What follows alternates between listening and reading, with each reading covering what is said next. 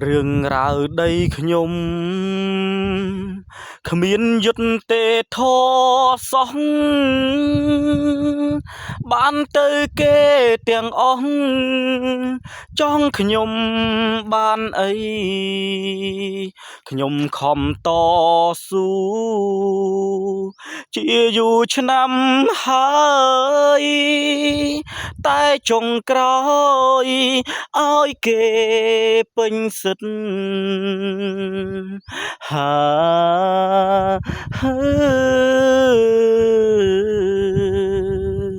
មានអារម្មណ៍ថាចង់ស្រែកមានអារម្មណ៍ថាចង់យំព្រោះខ្ញុំខំតស៊ូជាយូរមកហើយធ្វើវាលដីគេមកយកតើឲ្យខ្ញុំធ្វើម្ដេចឡើយទេវតាអើយសូមជួយប្រោះដល់កូនចៅអាណិតកូនរស់នៅក្រោមម្លប់សន្តិភាពអ្នកមានគុណ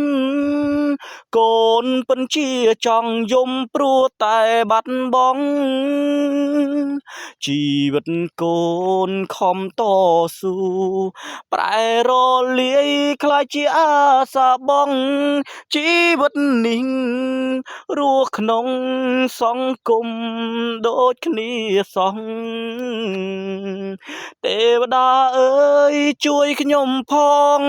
ជួយខ្ញុំផងខ្ញុំពិតជាត្រូវការឲ្យជួយខ្ញុំលំបាកមិនដឹងរកអ្នកណាមកឲ្យជួយទេវតាអើយគឺជាទេវតាម្លប់សន្តិភាពព្រោះខ្ញុំរស់ក្រោមម្លប់អ្នកមានគុណសម្ដេចសន្តិភាព